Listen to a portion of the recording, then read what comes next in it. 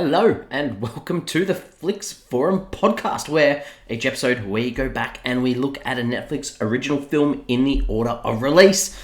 This is the 1st of December. This is our first day of Podmas, where we're putting out an episode every single day in the lead up to Christmas this year.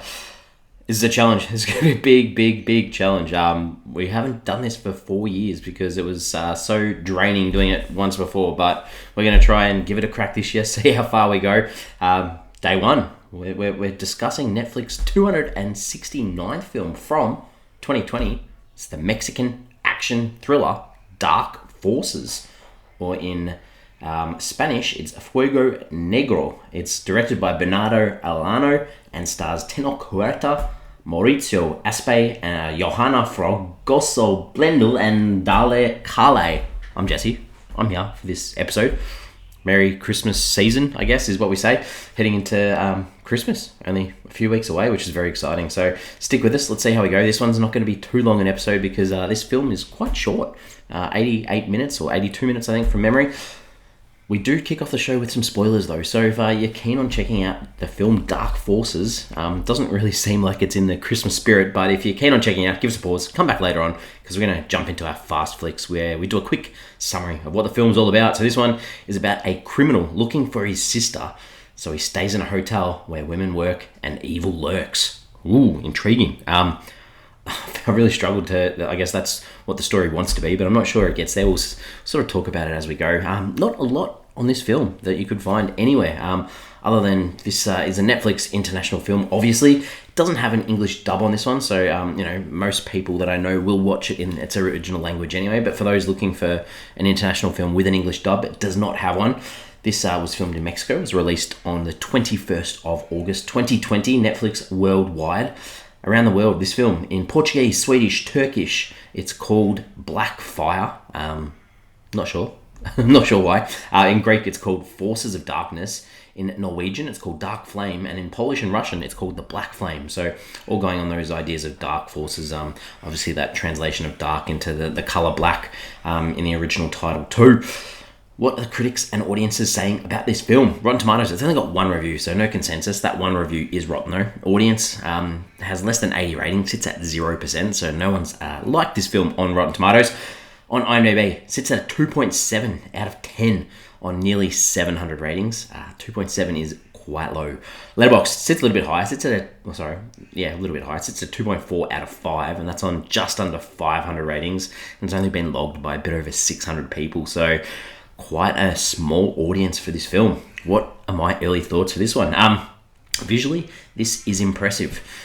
Everything else about it, though, is on the verge of being incomprehensible. It's artsy without any narrative connections. There's random visions of blood, sex, creatures, with no context or explanation or connection that feels real to what the story sets out to be, which I thought was about a brother looking for his sister, and there's just a lot of random stuff in between that is artsy and probably has some message somewhere, but I'm probably a little bit too dumb to get it. So let's talk about the characters in this one. Franco is our main protagonist. We spend the first 10 minutes or so of the opening shot following him on a motorbike riding through town. He's a criminal. He's on a mission to find his sister, though. His sister's been kidnapped. He knows that Max, this criminal that he used to work with, has his sister, so it's about him trying to find her and work out where she was, or where she is, or what's happening to her, and he tries to do this through psychics and things like that, I guess. Along the way, he meets this lady called Ruby. Ruby, I guess, is Franco's lust interest in the film. I can't call it love interest because he clearly doesn't love her, but I'll call her the lust interest. She's abused by men in this film. She wants out. She thinks Franco's the savior. She thinks that if she goes and runs off into the sunset with him and joins a life of being a criminal with him, that she'll be happy. She waits tables in a restaurant and sort of feels pain wherever she goes, I guess. And that's all there really is to say about her, I guess. And the other sort of two characters that play a part in this hotel that Franco's staying is this guy called Jack, who sort of is living next door next to the room where he lives, where he's staying. It's this sort of creepy old guy who wrote this book called Dark Forces, wants Franco to read it. Wants Franco to do a robbery for him. Not quite sure why. I don't know if it's for the cash to pay for the psychic. I'm not sure. Is he possessed, this guy? I don't know. But he dies, and then he shares this possession that he's got with Franco. So Franco's possessed, and there's no reason behind it or why he's chosen Franco, or if it's because they're both bad people. I don't know. There's no actual answers. Julia, the other person I mentioned, she's this albino psychic who's looked after her mother, and she earns money by sort of doing like a seance sort of thing and reading people's minds or working out where people are, and helps Franco find his sister, I guess. So that's where we're at with the characters. The director, Bernardo Arellano, 6 directing credits, all look like they have a much better or a much more positive reception than this film does. So, stylistically, I can't really, like, the film looks really good majority of the time, but the story in this one, struggled town. I've given away a lot already, I guess. Scenes, what are some things that stood out? And for me, the reds and the colours that were used and the design was pretty cool at times. So that's the real positive for me. The things that weren't good, that Franco, there's a scene where he's walking the city to try and find Ruby's bar, and then he, just walking streets, he's looking at reflections of himself in the puddles on the ground, all this artistic stuff. It's all nice, it's all good, and he's down this alley and he sort of sees this mutant dude, so cool costume design again, like cool artistic stuff. But then he, we just have Franco put his hand on his hip pocket where he's got this knife that we've seen him playing with, as if, I'll attack you if I need to, sort of thing. It was just, I don't know, it didn't add anything to the film.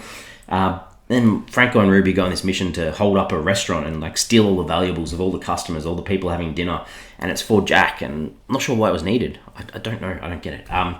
The whole circle seance thing that Franco does with the albino chick, Julia, it was weird. And then there was some horrendous CGI ghosty type things. There's lots of really good practical stuff. So then to chuck in some CGI stuff that was a bit weird, that wasn't good. The fights. I've got to talk about the fights. There's fights in this film where they're just so poorly choreographed and just add nothing to the film. Franco arrives at the first location he's trying to find his sister, and he fights multiple girls. It goes full Mortal Kombat, and there's Matrix style stuff. It's just bad fighting, not needed. And then we finish the film off with this fight between Franco and Max, and I don't know, it was meant to be like a big Western sort of finish, I guess, like a shoot off without guns where they both put their guns down. But it just wasn't a good fight. So, yeah, some ordinary stuff in this film. Themes, ideas. I really struggled with this film because I didn't get it. I didn't get the themes or the ideas. I think, maybe there's that idea of revenge that if you act weak, you'll end up dead. So you've got to revenge everything that happens or go after what you need. And overcome evil, because evil is something that is definitely in this film. And what is evil and who is evil and how do you become evil and how do you rid yourself of evil? I'm not sure that you can unless you die based on this film.